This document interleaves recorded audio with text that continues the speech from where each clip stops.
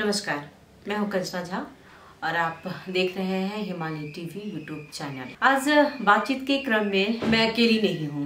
हमारे स्टूडियो में हमने एक अतिथि को बुलाया है और अतिथि को भी आपके लिए ये नया चेहरा भी नहीं है। ये बहुत मजे हुए कलाकार हैं। कलाकार ही क्यों कहें, क्योंकि एक तो नवलपरासी के हैं और नवलपरासी जिले के छोटे से गांव है महुआ छोटा सा एक गांव है जहां से ये आते हैं। और मेरे ख्याल से आप लोगों ने भी बहुत से इनको नाटकों में देखा होगा। स्क्रिप्ट राइटर हैं, निर्देशक हैं, थिएटर कलाकार हैं और अब नेपाली सिनेमा में एक बहुत बड़े पर्दे पर भी आप लोगों ने इन्हें देखा होगा। अपना जलवा बिखेरना अभी उन्होंने शुरू ही किया है। अभी हाल ही में नेपाली फिल्म आई है रामायण, जिसमें आपके अभिनय की बहुत ज्यादा तारीफ हुई है। अच्छा हाँ, इनकी मातृभाषा भोजपुरी है, लेकिन इन्होंने नेपाली, भोजपुरी, मैथिली, अवधी तक में बहुत सारे काम किए हैं। चाहे वो रेडियो नाटक को लेकर के हो, स्क्रिप्ट राइटिंग को लेकर के हो, या फिर अभिनय, जो मंच पे अभिनय होता है, स्टेज शो उन्होंने बहुत ज्यादा किए हुए हैं। और आपके ही निर्देशन में, यानी अपनी ही निर्देशन में, अपनी ही स्क्रिप्ट पे काम करना इन्हें बहुत ज्यादा भाता है। इनके ही निर्देशन में बनी फिल्म शॉर्ट फिल्म थी फेरा, जो कि Kathmandu international mountain film festival में पहुंची। अभी तो बहुत कम उम्र के हैं, जब आप इनसे मिलेंगे बहुत कम उम्र के हैं और आगे बहुत सा जलवा दिखाना बाकी ही है। मैं स्वागत कर रही हूं अपने हिमालय टीवी यूट्यूब चैनल में हमारे अभिनेता कलाकार अनिल कुर्मी जी का। बहुत बहुत स्वागत है अनिल जी। धन्यवाद, बहुत अच्छा लग रहा है यहाँ पे आके। और दिनचर्या कैसी चल रही है आजकल? हाँ, क्वालिटी टाइम स्पेंड कर रहा हूँ अभी। अपने आप को समय दे रहा हूँ, कुछ लिख रहा हूँ, कुछ ऐसे सोच रहा हूँ, ऐसा कुछ चल रहा है। अच्छा, और जैसे कोई कलाकार अचानक से तो नहीं आता है इस पेशे में, तो आप कैसे आ गए इस पेशे में? बहुत मतलब शुरुआत हुई मेरे कॉलेज के दिनों से। अच्छा। मैं जब ग्रेड 11 में था तो उस वक्त मैंने स्कूल में अपने कॉलेज में एक शो किया था, एक परफॉर्मेंस किया था जी। और उस वक्त मेरे टीचर जो थे उन्होंने ऐसा लाइन बोला कि अगर मुझे ये करना आता तो मैं ये कभी नहीं करता, टीचिंग। तो उससे मुझे बहुत इंस्पिरेशन मिली, अरे मैं तो कुछ अलग ही कर सकता हूँ, ऐसा कुछ हुआ। तो वहाँ से मैं एक्टिंग में थोड़ा मेरा इंटरेस्ट बढ़ने लगा। और इसी तरह एक शॉर्ट फिल्म में काम मिला था, वहाँ से कुछ लोग जान पहचान में आए। फिर उन लोगों ने मुझे काठमांडू लेकर आया।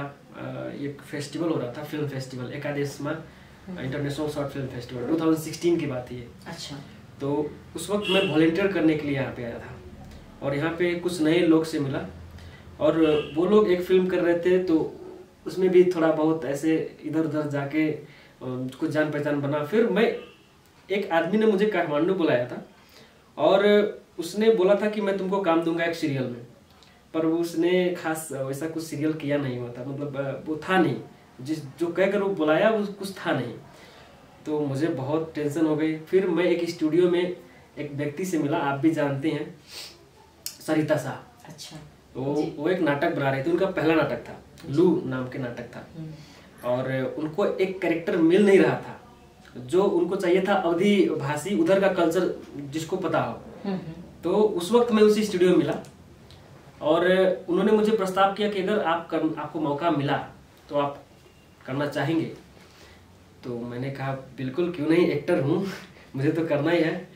तो वहाँ से उन्होंने मुझे अपने नाटक में कास्ट किया और मेरा जो एक्चुअल जर्नी है, जो मेरा एक्चुअल लर्निंग हुआ, जहाँ से शुरू हुआ, एक्चुअल इंडस्ट्री में जिसे आना कह सकते हैं, वहाँ से शुरू हुआ वो नाटक से। यानी सरिता जी को बहुत बहुत धन्यवाद, उन्होंने एक बहुत ही अच्छे कलाकार को तैयार किया और जो आज हम लोगों के बीच में यहाँ है। चलिए, और अच्छा, ये कलाकार है, स्क्रिप्ट भी लिखना, फिल्मों के लिए भी, नाटकों के लिए भी, रेडियो नाटक के लिए भी, स्टेज शो भी करना और फिल्म निर्देशक भी है, तो कैसे संभाल लेते हैं इतनी सारी भूमिकाओं को? मैंने कहीं पढ़ा था, अल्बर्ट आइंस्टाइन जो है, उनका एक लाइन है, necessity is the mother of invention. जब मैं काम करने लगा, 1-2 नाटक कर लिया, उसके बाद मुझे कुछ करने को था नहीं, तो क्या करता, मैं खुद ही लिखता हूँ, चलो देखते हैं क्या होता है। खुद ही लिखने लगा, फिर खुद ही डायरेक्ट किया एक शॉर्ट फिल्म, मुझे मजा आया वो करके, बहुत अच्छा लगा, तो चलो यही करते हैं। तो फिर मेरा जर्नी वैसे शुरू हो गया। अच्छा लगता है, मतलब अगर आपको कोई स्टोरी कहनी है, कोई कथा है जो आप कहना चाहती हैं और आपको माध्यम नहीं मिल रहा है, तो खुद ही अपना जो स्टोरी है उसमें अपने हिसाब से टेल कर पाना, ये एक फिल्म मेकर का ही हो सकता है। एज एन एक्टर मैं एक फिल्म मेकर का, एक डायरेक्टर का या एक स्टोरी राइटर का कथा कहता हूँ, लेकिन अगर मैं खुद ही राइटिंग और डिक्शन कर रहा हूँ तो मैं अपना कथा, खुद का कथा कह रहा हूँ। फिल्म फेरा की जो मैंने स्टार्टिंग में ही कह दिया था, तो फिल्म फेरा जो है, कुछ इसके बारे में बताइए, कैसे इस पे काम करना शुरू किया आपने? हाँ, ओके। सो मैंने एक बहुत पहले ही, करीब 2 साल पहले एक स्क्रिप्ट लिख कर रखा हुआ था।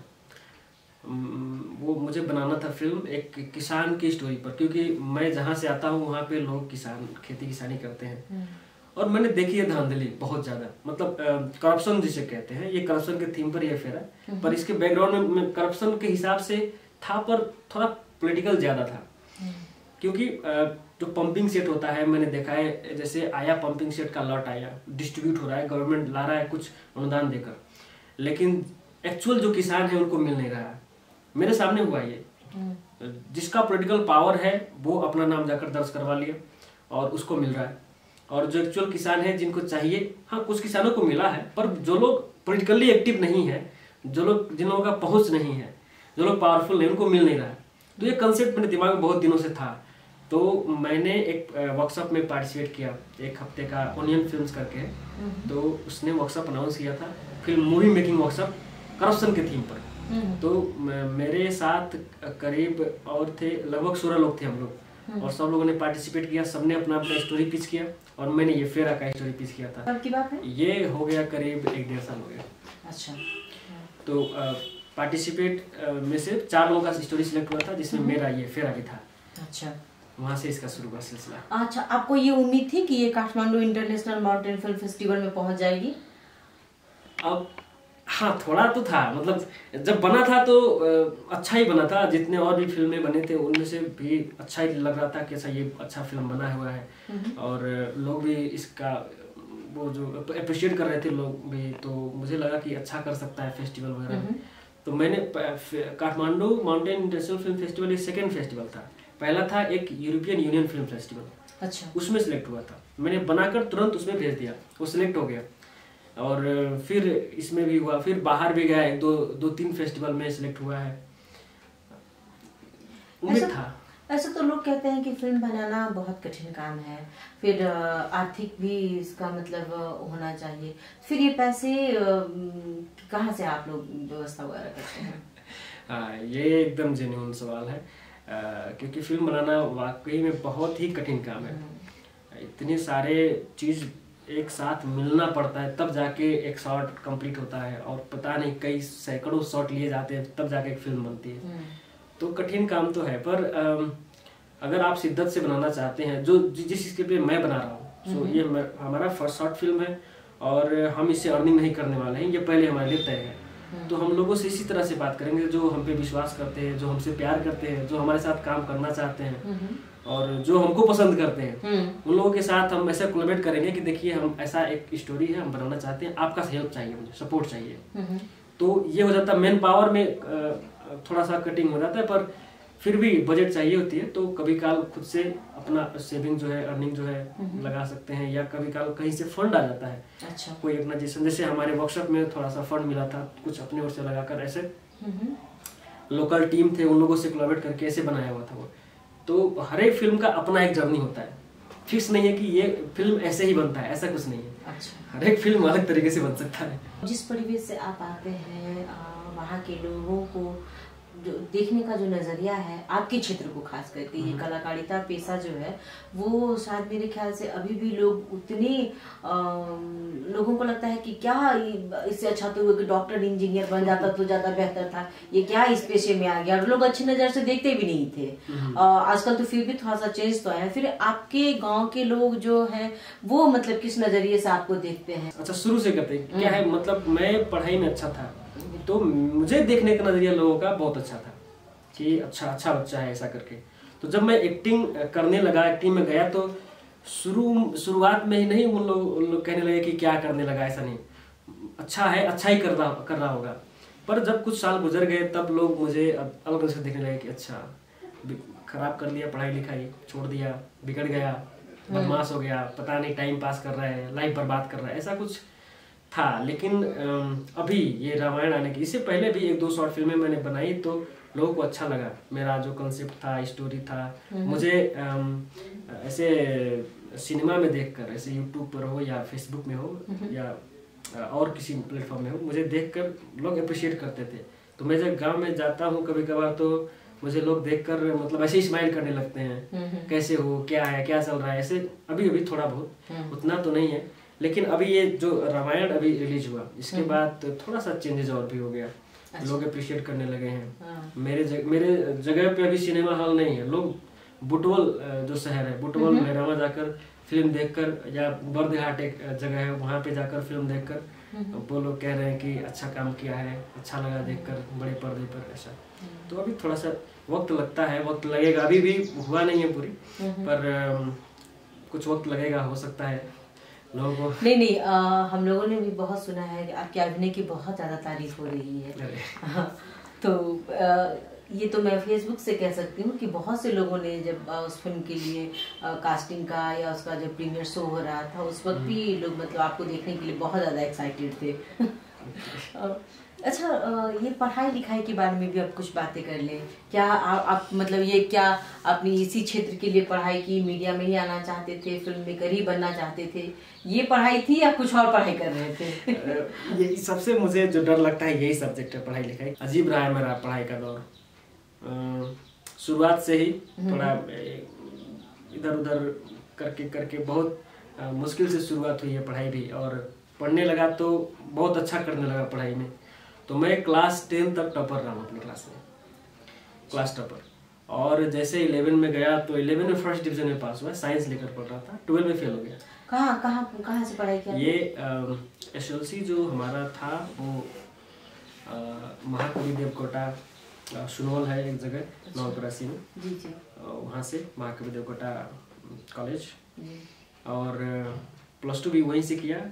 SLC में, SLC का लास्ट बैच में, अच्छा। SLC में बहुत अच्छा हुआ पर +2 में फेल हो गया, तो वहाँ से मुझे दोबारा एग्ज़ाम देने का हिम्मत नहीं हुआ, अच्छा। तो मैंने छोड़ दिया।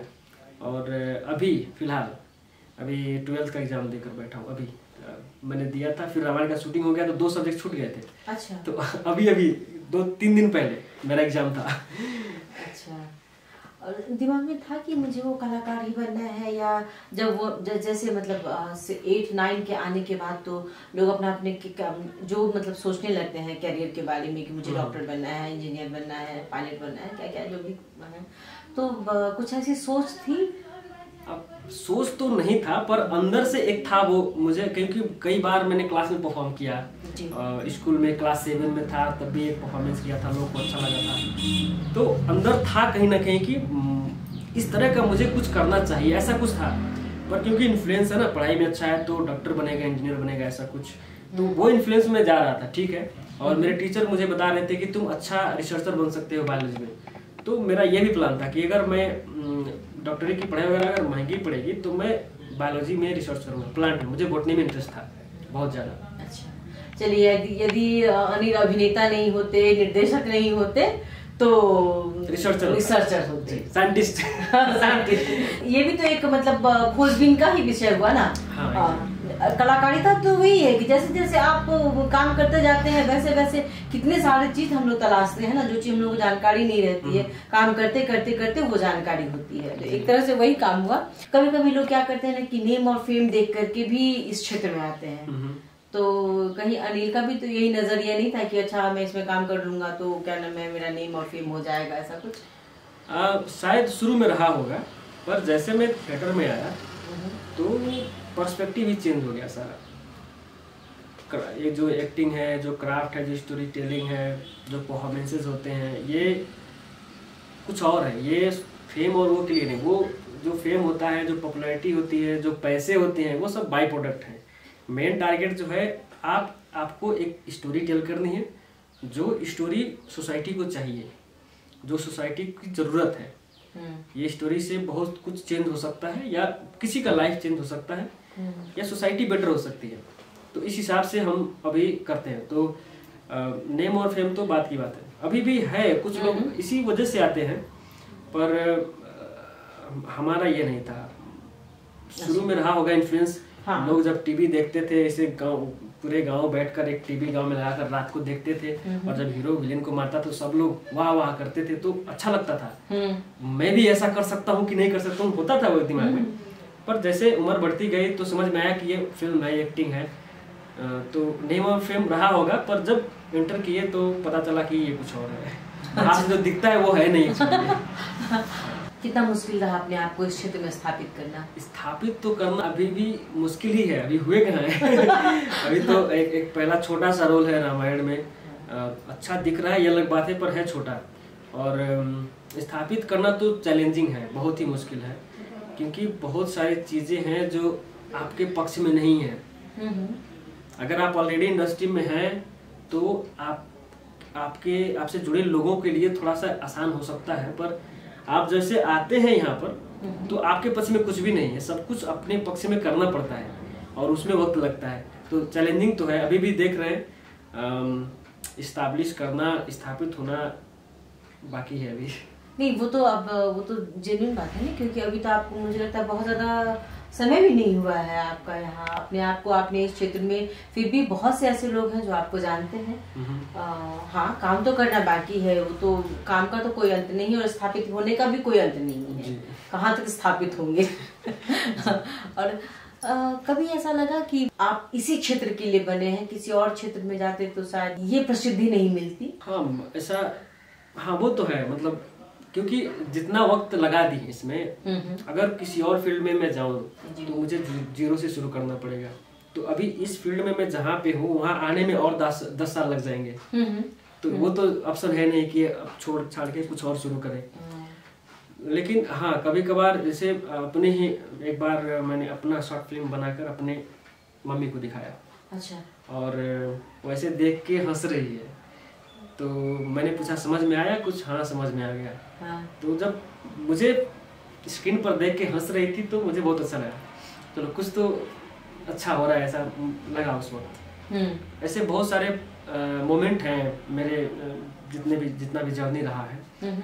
जैसे कई बार हम लोग सड़क नाटक भी करते हैं, तो कई बार सड़क नाटक में कुछ ऐसी चीजें हम लोग दे रहे होते हैं जो लगता है कि हम लोग बहुत ही अच्छा कर रहे हैं, अंदर से दिल बहुत खुश हो जाता है कि चलो ये चीज अपने लाइफ में मैं डिस्ट्रीब्यूट कर पा रहा हूँ, मैं प्रवाह कर पा रहा हूँ। चुनाव के वक्त में ऐसे कुछ नाटक होते हैं जो जनचेतना के लिए होते हैं। तो एक्चुअली लोग जो भीड़ में लगे हुए हैं, इनको वोट दे, इनको वोट दे, पर हम जब जाके कहते हैं कि आप उसी को दें जो अच्छा है या करे, मतलब इस हिसाब से, तो उस वक्त भी लगता था कि चलो सोसाइटी के लिए हम बहुत अच्छा कर रहे हैं। तो अगर किसी और फील्ड में होता तो शायद मैं ये नहीं कर पाता। हाँ। अपने काम से काम रखता, और या जॉब कर रहा हूँ तो जॉब करता, पैसे मिले, हो सकता है उसका लॉन्ग टर्म इफेक्ट होता, पर जिस हिसाब से मैं कर पा रहा हूँ, जिस हिसाब से ये जा रहा है लोगों में, शायद ये नहीं हो पाता। तो इस फील्ड में आकर खुश तो हूँ मैं अंदर से। चलिए, ये सबसे बड़ी बात तो ये है कि अपनी फील्ड से आप संतुष्ट हैं, खुश हैं, ये बहुत बड़ी बात है। अच्छा हाँ, ये मैथिली के साथ नेपाली सिनेमा में भी आपका आना, आपने तो भोजपुरी, मैथिली, अवधी, बहुत से भाषाओं में मैंने देखा है कि आप काम कर रहे हैं जी। तो ये फिर नेपाली फिल्म में आना, और पहला अवसर किसने दिया था नेपाली फिल्म में? हाँ, तो ये अभी पहला फिल्म है कह सकते हैं। और जैसे रिलीज हुआ पहला फिल्म है, पर इससे पहले एक फिल्म और जो पोस्ट रिलीज होने वाला है, वो पहले वो उसका शूटिंग हुआ था। अच्छा।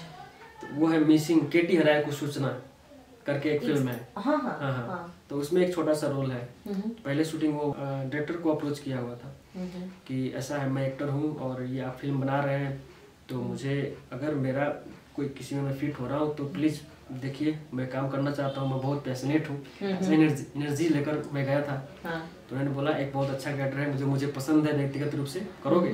मतलब आपको पसंद है तो मैं तो करूँगा ही। तो उन्होंने बताया ऐसा एक कैरेक्टर है, कुछ भी ऑडिशन नहीं करना पड़ा उसके लिए। अच्छा। और उन्होंने कहा ठीक है, लुक जो है अच्छा है, इसको बिगाड़िए। रामायण के लिए जी। तो प्रोसेस भी बहुत अच्छा रहा उसमें, डायरेक्टर के साथ बहुत अच्छा रहा प्रोसेस। उन्होंने जिस तरह से विश्वास करके मुझे कास्ट किया रोल में, और जैसे मुझे वैल्यू दिया है उन्होंने फिल्म में, टीजर में भी एक शॉट रख दिया था और ट्रेलर में भी आया था, डायलॉग सहित रख दिया था। तो मुझे लगा कि मुझे बहुत अप्रिशिएटिव फील हुआ कि मुझे ये वैल्यू दे रहे हैं, इस तरीके से मुझे प्लेस किया फिल्म में और मज़ा आया उसमें। तो इस तरह से पहला फिल्म में था जो रामायण, और जो मिसिंग का था उसमें एडिशन हुआ था, मैं गया। एक हमारे बहुत अच्छे कैरेक्टर हैं अमितेश सर, हमारे मधेश के लिए बहुत अच्छे कैरेक्टर हैं, बहुत। और उन्होंने मुझे अप्रोच किया था एक कैरेक्टर है करने के लिए, केटीआर राय को सूचना नाम की फिल्म है, मिसिंग था पहले। अच्छा। तो फिर गया, फिर ऑडिशन हुआ, ठीक है हाँ हो जाएगा। तो फिर वो किया, और अभी 2-4 दिन पहले एक फाइनल ऑडिशन हुआ था। इसका ऑडिशन बहुत पहले हो गया था, एक फिल्म और जिसमें सिलेक्ट हुआ हूँ, और ये बाहर का प्रोजेक्ट। मतलब अगर आप पूरी तरह से मेहनत कर रहे हैं और फिर उस मेहनत के बारे में अगर आपको बिल्कुल साल निकालने का अगर मौका मिल रहा है, तो इससे अच्छी बात कुछ हो ही नहीं सकता। बिल्कुल। अच्छा, एक बात और भी, आपने अभी तक माता जी के बारे में तो आपने चर्चा की, जो उन्होंने आपको देखा स्क्रीन पे तो उन्हें बहुत मतलब अच्छा लगा, आपकी भी संतुष्टि हुई कि चलो माँ देख रही हैं, खुश हो रही हैं। और बाकी परिवार के लोगों का क्या है, वो कैसे देखते हैं आपको? मेरे जो फादर हैं, हाँ। तो उतना रिएक्ट नहीं करते इन चीजों पर। अच्छा। तू जो कर रहा है कर, अच्छे से कर, मतलब इस टाइप का उनका वो एटीट्यूड है इस प्रति। मेरा भाई है वो सपोर्टिव है। अच्छा। वो सपोर्ट करता रहता है, मैं बुलाता हूँ, कभी स्क्रीनिंग हुआ फिल्म का या कुछ भी हुआ तो आता है और पूछता रहता है अब क्या कर रहा है, क्या करने वाला है, तो अच्छा लगता है। छोटे हैं आपसे? मुझसे छोटा है जी। अच्छा। और फादर जो है वो न्यूट्रल है। अच्छा। ना अपोज करेंगे ना, मतलब सपोर्ट, एक हिसाब से वो सपोर्ट ही हुआ। अगर वो कुछ कह नहीं रही है, क्वेश्चन नहीं कर रहे हैं, तो सपोर्ट ही लगता है मुझे, सपोर्ट ही कर रहे हैं। इस हिसाब से अच्छा है घर का, फैमिली का। तो ये फिल्म में स्क्रीन पे आने के बाद, जो है बड़ी स्क्रीन पे आने के बाद, फैन फॉलोवर्स का क्या है? फैन फॉलोवर्स तो नहीं कहूँगा, कुछ दोस्त लोग हैं जो पहले बिछड़ गए थे अब जुड़ रहे हैं, और अच्छा लग रहा है। और कुछ लोग ऐसे हैं जो रैंडम लोग हैं, मुझसे इंक्वायरी करने लगे हैं कि आप फिल्म में काम किया, आपको देख के अच्छा लगा, ऐसा कुछ, और प्लस मुझे भी फिल्म में आना है, क्या करना पड़ेगा, ऐसे करके। तो अभी तो मैंने शुरू किया है। अच्छा। मुझे कहाँ पता है मैं क्या करूँ, मतलब कुछ तो पता है, पर ऐसा नहीं होता कि मैंने जो किया वही उसको भी करना पड़ेगा। उसका अपना जर्नी रहेगा, हर किसी का अपना जर्नी रहेगा। पता नहीं वो किसको जानता है, कहाँ से आएगा, कहाँ रहेगा, फिर कैसे, तो अपना जर्नी रहता। तो इस हिसाब से प्यार से बात कर रहा हूँ, देखिए ऐसा ऐसा है, ये सिचुएशन है, ऐसा कर सकते हैं आप। हाँ। देखिए आप अपना देखिए, अपने हिसाब से आपका जर्नी होना चाहिए, ऐसा करके। तो फैन तो नहीं कहूँगा, पर चाहने वाले बहुत हैं, लोगों का प्यार मिल रहा है। थोड़ा सा हो गया है। अच्छा, खासकर लड़कियों के बारे में कुछ, लड़कियां कैसे देख रही हैं आपको? आप तो जानते हैं कि भाई फिल्म में बड़े स्क्रीन पे देखने के बाद जो है वो लड़कियां दीवानी हो जाती है। लड़के नहीं, हीरोइन को देख करके लड़के दीवाने होते हैं, भाई हीरो को देख करके लड़कियां दीवानी होंगी। एक तो मैं विलेन हूँ फिल्म में। अच्छा। और मतलब एक न्यूट्रल कैरेक्टर है, ना हीरो ना विलेन टाइप से। और लड़कियां मुझे कैसी देख रही हैं तो लड़कियों से पूछना पड़ेगा। कोई प्रेम प्रसंग है या नहीं? नहीं, अभी तक नहीं। नहीं नहीं आया, मतलब पर इंक्वायरी, फ्रेंड रिक्वेस्ट आते हैं। अब कोई फॉलो करता है, कोई फ्रेंड रिक्वेस्ट भेजता है, बातें नहीं हुई अभी तक। लेकिन हाँ अच्छा लगता है। कभी कभी क्या होता है ना, जो आदमी बहुत परेशान हो जाता है, उब जाता है, जब मतलब पैसे नहीं आते हैं, या कभी सिचुएशन ही कुछ इस तरह का बन जाता है कि लोग लगता है कि नहीं बस बहुत हो गया, अब छोड़ देना है, अब मुझे इसमें नहीं रहना है। ऐसा कुछ कभी आया दिमाग में? 2-3 बार आया। अच्छा। 2-3 फेज आया लाइफ में, जब लगा कि मैं गलत डायरेक्शन में हूँ, या मैं गलत जगह पे हूँ, या मैं गलत लोगों के साथ हूँ, ऐसा कुछ। एक फेज ऐसा आया जब मुझे लगा कि ना मैंने पढ़ाई पूरी की है, ना मेरे पास बैंक बैलेंस है, ना मेरे पास इतने चाहने वाले लोग हैं जो मुझे मतलब वो कर रहे हैं, मोटिवेट कर रहे हैं। तो मैं अभी तक ना करियर में मैं डेवलप कर पाया हूँ उतना। तो अभी तक मैं कर क्या रहा था, 7-8 साल हो गए, मैं कर क्या रहा था। तो ये सोच सोच के मुझे मतलब मैं टूट गया। और फिर जैसे ही कॉल आया कि अच्छा एक काम करोगे ऐसा कुछ, तो फिर मोटिवेशन आ गई। ऐसा मोटिवेशन ऐसा है, पहले ही मैं एक बार एक इंटरेक्शन सेशन में बोला था, मोटिवेशन ऐसा है ना जो हमको रोज चाहिए होता है। जैसे खाना रोज चाहिए, मोटिवेशन भी रोज चाहिए होता है। कुछ ना कुछ ऐसा आपके अगल बगल होना पड़ेगा जो आपको मोटिवेट कर रहा है, नहीं तो आप एनर्जी आपका लॉस हो जाएगा। यही फेज होता है जिसमें आपको आपकी खुद की जरूरत होती है। बिल्कुल बिल्कुल। वरना अगर इससे आप निकल गए बाहर तो फिर आपका जय जय है। कुछ सिचुएशन ये है। और नहीं, कब ऐसा लगा कि बस यही तो मुझे चाहिए था और मुझे मिल गया है? अभी रामायण रिसेंट हाँ, ये शॉर्ट फिल्म में मैंने की है, तो उसमें मैं हीरो हूँ, बाकायदा हीरो हूँ, पूरी स्टोरी मेरे पर है। पर 2-4 लोग सर्कल के लोग देखते हैं और कहते हैं कि हाँ बढ़िया है, अच्छा स्टोरी है, अच्छा फिल्म मेकिंग है, भविष्य में अच्छी फिल्में करनी है, अच्छी फिल्में बनानी है। इनफैक्ट मुझे तो बनानी भी है, मुझे लिखनी भी है, बनानी भी है, और एज एन एक्टर भी काम करनी है। तो भविष्य की योजना ही है, अब इससे अलावा कुछ है नहीं। कि बहुत से लोगों का इंटरेस्ट रहता है जो मैं फिल्मों में काम करूं, लोग मुझे देखें, लेकिन उस हिसाब से यहाँ की आर्थिक अवस्था जो है, जीविकोपार्जन जिसे हम लोग कहते हैं, उससे कितना जुड़ा हुआ है ये, या नेपाल के इसमें संदर्भ में अगर हम लोग कहें तो यहाँ तो मुझे नहीं लगता है कि एक फिल्म कलाकार को इतना ज्यादा पैसा मिल जाता है कि वो आराम से अपनी गृहस्थी संभाल ले या काम अगले आने वाले समय में अपने आप को स्टैब्लिश कर सके। तो इसको आप कैसे देखते हैं कि क्या करना पड़ेगा इसके लिए? ये बहुत ही सीरियस सवाल है और जेन्युइन सवाल है, और मुझे इस पे बात करनी है।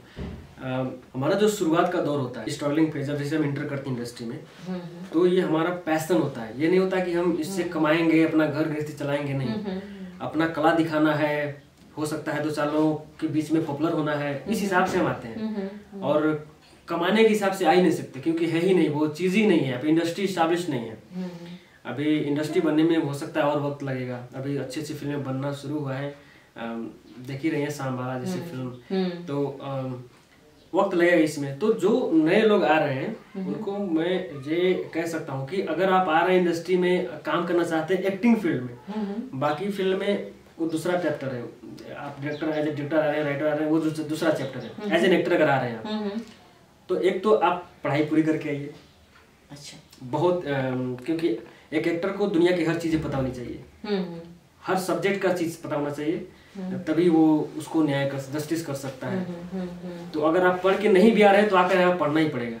तो इससे अच्छा आप पढ़ के आइए, जहाँ पढ़ने के लिए आप बैठे वहाँ पढ़ लीजिए पूरा, फिर आइए। एक ये हो गया। और दूसरा, आप सिर्फ एक्टिंग करके मत रहिए, क्योंकि एक्टिंग हमेशा आपको 24/7 करने को मिलेगा नहीं। तो आप, और जैसे मैं एज एन एक्टर काम करता हूँ, थिएटर में काम करता हूँ, सड़क नाटक करता हूँ, ट्रांसलेशन करता हूँ, टेक्स्ट ट्रांसलेशन करता हूँ, इंटरप्रिटेशन करता हूँ, एंकरिंग करता हूँ। तो मुझे मेरे जो एक्सपेंसेस हैं इन चीज़ों से मुझे मिलता है। मैं रेडियो ड्रामा भी करता हूँ, तो इन चीज़ों से मैं अपने आप को सर्वाइव कर लिया। पर जरूरी नहीं है कि सब लोग ये सब कर पाए। तो हो सकता है उनका एक्सपर्टीज कुछ और में हो, वो उसको अपने अर्निंग का भी माध्यम बना ले। और ज्यादा फोकस नहीं देना है उधर, क्योंकि फिर आप ट्रैक से मिस हो जाएंगे। तो बाकी चीजों सर्वाइवल के लिए और भी ऑप्शन लेकर आइए। फोकस आपका एक्टिंग में रहे, पर सर्वाइवल के लिए और भी ऑप्शन चाहिए। और क्राफ्ट पे ज्यादा फोकस करें, ना कि फेमस होने पर। तो आप अगर अच्छा एक्टर रहेंगे तो आप लेट हो या देर सवेर, क्या करें, देर सवेर आप दिखेंगे। और जब आप दिख जाएंगे तो आप दिख जाएंगे। तो ये है।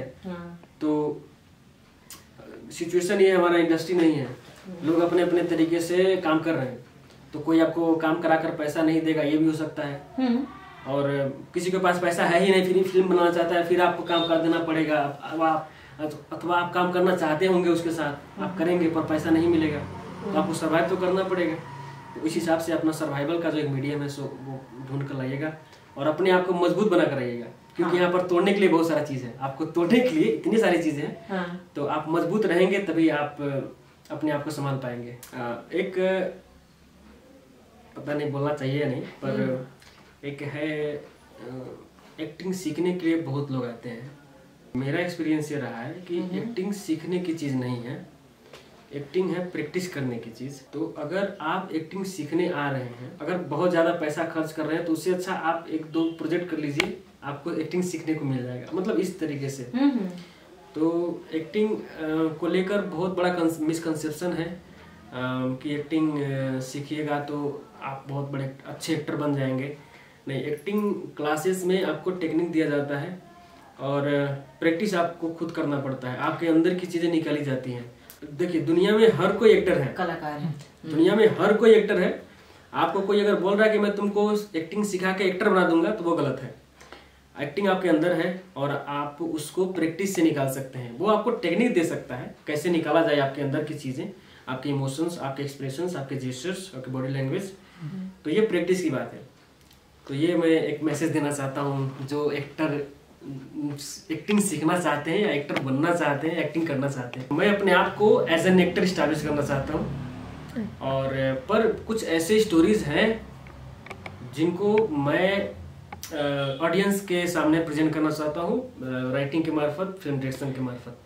तो बेसिक मेरा जो रहेगा मेन टारगेट वो एक्टर ही रहेगा। मैं एक्टर ही था, एक्टर ही हूँ, एक्टर ही रहूँगा, और साथ में और चीज़ें अगर मिल रही हैं तो मैं वो भी करता जाऊँगा।